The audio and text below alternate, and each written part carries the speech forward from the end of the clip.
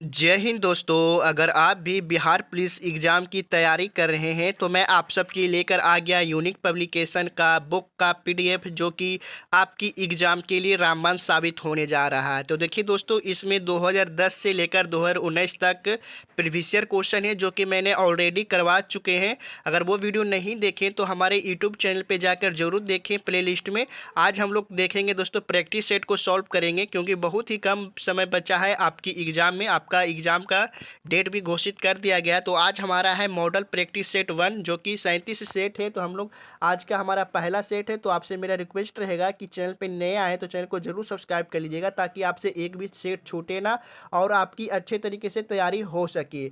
आपसे मेरा रिक्वेस्ट रहेगा कि किसी भी क्वेश्चन के आंसर अगर आपको पता रहेगा तो उसे कमेंट करके बताते चलेगा। इससे आपका कॉन्फिडेंस बढ़ेगा और आपका अच्छे तरीके से सेट लगता चलेगा। तो चलिए यहाँ पे बिना टाइम वेस्ट करते हम लोग क्वेश्चन की तरफ बढ़ते हैं। तो आपका पहला क्वेश्चन बोला है ना दोस्तों कि निम्नलिखित स्थानीय संस्थाओं में एक ग्रामीण संस्था कौन है। तो कौन हो जाएंगे दोस्तों? तो एक का सही आंसर आपका सी हो जाएगा। पंचायत समिति है जो कि एक ग्रामीण संस्था है। ओके ना, चलिए। ग्रामीण यानी गांव का संस्था है पंचायत समिति। ओके ना, चलिए। अगला क्वेश्चन हो जाएगा आपका 2 नंबर का क्वेश्चन बोल रहा है कि निम्नलिखित पदाधिकारियों में पदेन सदस्य के रूप में पटना नगर निगम का एक सही पदाधिकारी कौन है। तो एक सही पदाधिकारी कौन है दोस्तों? तो 2 का आंसर आपका सी हो जाएगा। लोक निर्माण विभाग का अभियंता प्रमुख सह विशेष सचिव हो जाएगा, यानी 2 का आंसर आपका सी हो जाएगा। चलिए, मेरा फिर से रिक्वेस्ट रहेगा कि किसी भी क्वेश्चन के आंसर पता होगा तो उसे कमेंट करके जरूर से जरूर बताइएगा दोस्तों। आप इससे आपका कॉन्फिडेंस बढ़ेगा। यहाँ पे गलत होगा तो कोई बात नहीं, आपको एग्जाम में गलत करके नहीं आना है। तो आप लोग से मेरा रिक्वेस्ट रहेगा कि आप लोग कमेंट जरूर करिएगा। किसी भी क्वेश्चन का आंसर पता हो या ना हो, आपको कमेंट करके बताते चलना। इससे आपका कॉन्फिडेंस बढ़ेगा। ओके ना, ऐसे एग्जाम में आप लोग कंफ्यूज हो जाते हैं। तो आप लोग कमेंट जरूर करिएगा।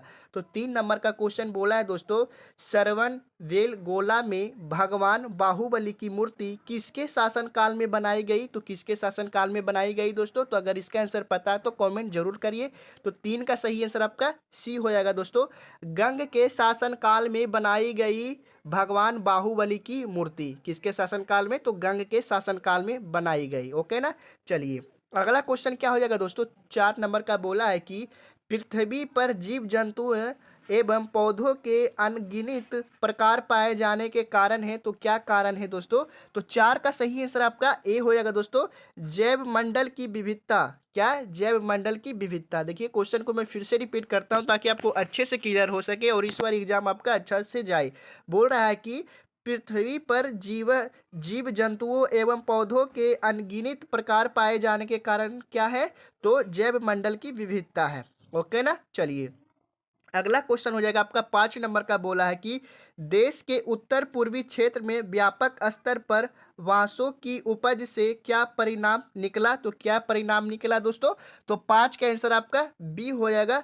वर्षा में वृद्धि हुई। क्या हुई? वर्षा में वृद्धि हुई। ओके ना, चलिए। अगला क्वेश्चन हो जाएगा आपका 6 नंबर का पूछा है कि निम्नलिखित में से कौन सा स्थल जहाज निर्माण से संबंध नहीं है। तो कौन सा स्थल है जो कि जहाज निर्माण से संबंध नहीं है? तो 6 का सही आंसर आपका हो जाएगा दोस्तों डी। अलंग है। अलंग स्थल है जहां पर जहाज निर्माण से संबंधित कोई भी अथी नहीं है सामान। ओके ना, चलिए। अगला क्वेश्चन हो जाएगा 7 नंबर का बोला कि कन्नौज किस प्राचीन राजा की राजधानी थी। तो किस प्राचीन राजा की राजधानी थी दोस्तों कन्नौज? तो 7 का सही आंसर आपका हो जाएगा ए हो जाएगा। हर्षवर्धन की थी। किसकी थी? हर्षवर्धन की थी। चलिए जी।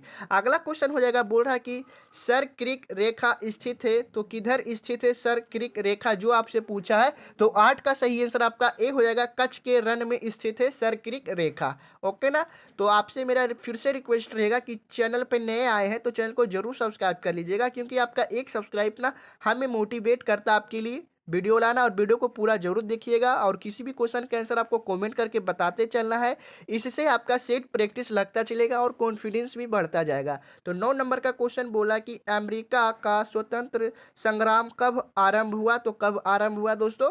तो 9 का सही आंसर आपका हो जाएगा सी। 1776 ईस्वी में अमेरिका का स्वतंत्र संग्राम आरंभ हुआ। ओके ना, चलिए। 10 नंबर का क्वेश्चन बोल रहा है कि अमेरिकी स्वतंत्रता संग्राम के समय इंग्लैंड का राजा कौन था? तो कौन था दोस्तों? इसका आंसर पता है तो कमेंट करके जरूर बताइए। तो 10 का सही आंसर आपका सी हो जाएगा, जॉर्ज तृतीय था, जो कि अमेरिकी स्वतंत्रता संग्राम के समय इंग्लैंड का राजा था। ओके ना। चलिए अगला क्वेश्चन हो जाएगा 11 नंबर का, बोल रहा है कि किस मुगल राजा को पराजय के पश्चात ईरान में पनाह लेनी पड़ी? तो किस मुगल राजा को? तो 11 का सही आंसर आपका क्या हो जाएगा दोस्तों? तो 11 का आंसर आपका सी हो जाएगा, हुमायूं को। किसकी दोस्तों? हुमायूं की राजा को पराजय के पश्चात ईरान में पनाह लेनी पड़ी, तो हुमायूं को। ओके ना। चलिए अगला क्वेश्चन हो जाएगा, बोल रहा है कि 12 नंबर, बोल रहा है कि भारत का सर्वाधिक लिंगानुपात वाला राज्य है। तो भारत का सर्वाधिक लिंगानुपात वाला राज्य कौन सा है? तो बहुत ही इजी क्वेश्चन है दोस्तों। इसका आंसर आपको कमेंट करके जरूर से जरूर बताना है कि 12 का आंसर ए होगा या बी होगा या सी होगा या डी होगा। यह क्वेश्चन आपके लिए होमवर्क है, इसे पूरा जरूर करिएगा। नहीं पता है तो आप लोग कमेंट में पूछ सकते हैं। तो 13 नंबर का क्वेश्चन बोला कि संयुक्त राष्ट्र की एक विशिष्ट संस्था कौन है? तो कौन है दोस्तों? तो 13 का सही आंसर आपका सी हो जाएगा, यूनेस्को है, जो कि संयुक्त राष्ट्र की एक विशिष्ट संस्था है। ओके ना। चलिए अगला क्वेश्चन हो जाएगा 14 नंबर का, बोल रहा है कि गुट निरपेक्ष आंदोलन का एक उद्देश्य क्या है? तो एक उद्देश्य क्या हो जाएगा दोस्तों गुट निरपेक्ष आंदोलन का? तो 14 का सही आंसर आपका बी हो जाएगा दोस्तों, विश्व के गुटों से अपने को अलग रखना हो जाएगा गुट निरपेक्ष आंदोलन का एक उद्देश्य हो जाएगा। ओके ना। 14 का आंसर आपका बी हो जाएगा। चलिए अगला क्वेश्चन हो जाएगा, बोल रहा है कि निम्नलिखित में से कौन सी फसल मृदा में नाइट्रोजन यौगीकरण को बढ़ाती है? तो कौन सी फसल है दोस्तों जो मृदा में यानी मिट्टी में नाइट्रोजन यौगीकरण बढ़ाती है? तो कौन सी फसल है दोस्तों? तो 15 का सही आंसर आपका बी हो जाएगा, बीन्स। बीन्स है जो कि फसल मृदा में नाइट्रोजन यौगिकीकरण को बढ़ाता है। ओके ना। 15 का आंसर आपका बी हो जाएगा। चलिए अगला क्वेश्चन हो गया कि किसके काल में रेल और तार सेवा प्रारंभ हुई? तो किसके काल में हुई दोस्तों? तो 16 का सही आंसर आपका हो जाएगा सी हो जाएगा, लॉर्ड डलहौजी के काल में रेल और तार सेवा प्रारंभ हुई। ओके ना। 16 का आंसर आपका सी हो जाएगा। तो मेरा फिर से रिक्वेस्ट रहेगा कि अब तक चैनल को सब्सक्राइब नहीं किए हैं तो सब्सक्राइब जरूर कर लीजिएगा, ताकि आपसे एक भी वीडियो छूटे ना और आपकी तैयारी अच्छे तरीके से हो सके। तो 17 नंबर का क्वेश्चन आपका बोला है दोस्तों क्या कि भारत छोड़ो आंदोलन, क्या भारत छोड़ो आंदोलन किसके कारण चलाया गया? तो किसके कारण चलाया गया दोस्तों? तो 17 का सही आंसर आपका क्या हो जाएगा? तो 17 का आंसर आपका ए हो जाएगा दोस्तों, इंग्लैंड द्वारा भारत को द्वितीय विश्व युद्ध में फंसाने के कारण चलाया गया है भारत छोड़ो आंदोलन। ओके ना। किस लिए चलाया गया है दोस्तों भारत छोड़ो आंदोलन? तो इंग्लैंड द्वारा भारत को द्वितीय विश्व युद्ध में फंसाने के कारण छेड़ा गया था भारत छोड़ो आंदोलन। ओके ना। चलिए अगला क्वेश्चन आपका क्या हो जाएगा, यहाँ से 18 नंबर का क्वेश्चन आपसे पूछा है दोस्तों कि संविधान सभा ने भारत के संविधान को कब स्वीकृत किया? तो कब स्वीकृत किया यानी दोस्तों तो कब किया? तो 18 का सही आंसर आपका क्या हो जाएगा? तो 18 का सही आंसर आपका सी हो जाएगा दोस्तों, 26 नवंबर 1949 को संविधान सभा ने भारत के संविधान को अपनाया। ओके ना। चलिए 18 के आंसर आपका सी हो जाएगा। चलिए अगला क्वेश्चन हो जाएगा आपका 19 नंबर का, बोल रहा है कि खानावा का युद्ध किसके बीच हुआ था? तो किसके बीच हुआ था दोस्तों खानावा का युद्ध? तो 19 का सही आंसर आपका क्या हो जाएगा? तो 19 का सही आंसर आपका बी हो जाएगा दोस्तों, बाबर एवं राणा सांगा के बीच युद्ध हुआ था खानावा का। किसके बीच हुआ था? तो बाबर एवं राणा सांगा के बीच हुआ था खानावा का युद्ध। ओके ना।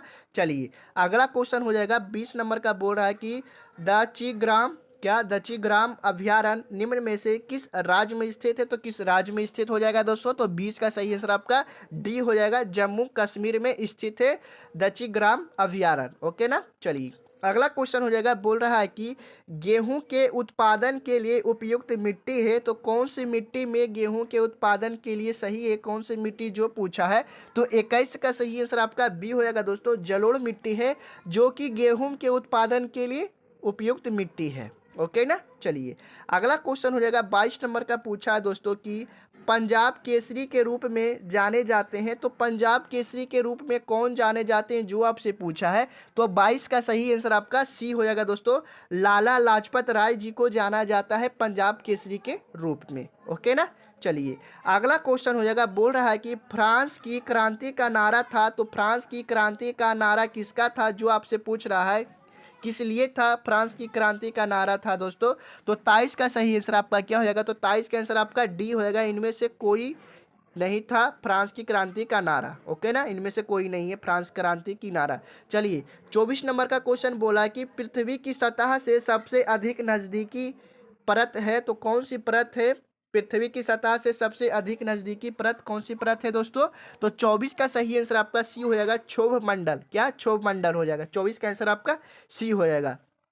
चलिए अगला क्वेश्चन हो जाएगा, 25 नंबर बोल रहा है कि उत्तर भारत के मैदान में किस प्रकार की बस्तियों की बहुलता है, तो किस प्रकार की बस्तियों की बहुलता है दोस्तों। तो 25 का सही आंसर आपका क्या हो जाएगा, तो 25 का आंसर आपका ए हो जाएगा, केंद्रित हो जाएगा दोस्तों। क्या हो जाएगा, केंद्रित हो जाएगा। ओके ना। चलिए 26 नंबर का क्वेश्चन क्या बोला है कि अधिकांश भारतीय निम्न में से किस प्रजातीय समूह से संबंधित है, तो किस प्रजातीय समूह से संबंधित है दोस्तों। तो 26 का सही आंसर आपका क्या हो जाएगा, तो 26 का आंसर आपका ए हो जाएगा, भूमध्य सागरीय प्रजातीय समूह से संबंधित है अधिकांश भारतीय। ओके ना। चलिए तो आपसे मेरा फिर से रिक्वेस्ट रहेगा कि चैनल को अब तक नहीं सब्सक्राइब किए तो जरूर सब्सक्राइब कर लीजिएगा, क्योंकि आपका एक सब्सक्राइब ना हमें मोटिवेट करता है आपके लिए वीडियो लाना, इसीलिए मैं बोल रहा हूँ आपको सब्सक्राइब करने के लिए। तो 27 नंबर का क्वेश्चन बोल रहा है कि निम्नलिखित में से विकिरण ग्रामीण आदिवासी अधिवास पाए जाते हैं। देखिए क्वेश्चन को क्वेश्चन क्या बोल रहा है दोस्तों, फिर से रिपीट करते हैं। बोल रहा है कि निम्नलिखित में से विकिरण ग्रामीण अधिवास पाए जाते हैं, तो किस पाए जाते हैं दोस्तों, कौन से राज्य में। तो 27 का सही आंसर आपका क्या हो जाएगा, तो 27 का आंसर सही हो जाएगा आपका ए हो जाएगा, राजस्थान मरुस्थल में पाए जाते हैं विकिरण ग्रामीण अधिवास। ओके ना, 27 का आंसर आपका ए हो जाएगा। चलिए अगला क्वेश्चन हो जाएगा, 28 नंबर का बोल रहा है कि हड़प्पा सभ्यता प्रतिनिधित्व करता है, तो हड़प्पा सभ्यता किसे प्रतिनिधित्व करता है, जो पूछा है। तो 28 का सही आंसर आपका क्या हो जाएगा, तो बी हो जाएगा, कांस्य युग को प्रतिनिधित्व करता है हड़प्पा सभ्यता। ओके ना, 28 का आंसर आपका बी हो जाएगा। चलिए अगला क्वेश्चन हो जाएगा, बोल रहा है कि चांदी उत्पादन के लिए प्रसिद्ध है, तो कौन सा देश है दोस्तों जो कि चांदी उत्पादन के लिए प्रसिद्ध है, जो पूछा है। तो 29 का सही आंसर आपका डी हो जाएगा, मैक्सिको है जो कि चांदी उत्पादन के लिए प्रसिद्ध है। कौन सा देश है, तो मैक्सिको देश हो जाएगा। चलिए अगला क्वेश्चन हो जाएगा आपका 30 नंबर का, बोल रहा है कि विजयवाड़ा किस नदी के किनारे बसा है, तो किस नदी के किनारे बसा है विजयवाड़ा दोस्तों। तो 30 का सही आंसर आपका क्या हो जाएगा, तो 30 का आंसर आपका सी हो जाएगा, कृष्णा नदी के किनारे बसा है विजयवाड़ा। ओके ना। चलिए अगला क्वेश्चन हो जाएगा 31 नंबर का, बोल रहा है कि गांधी जी ने 1919 ईस्वी में किसके विरोध में सत्याग्रह चलाया था, तो किसके विरोध में चलाया था दोस्तों।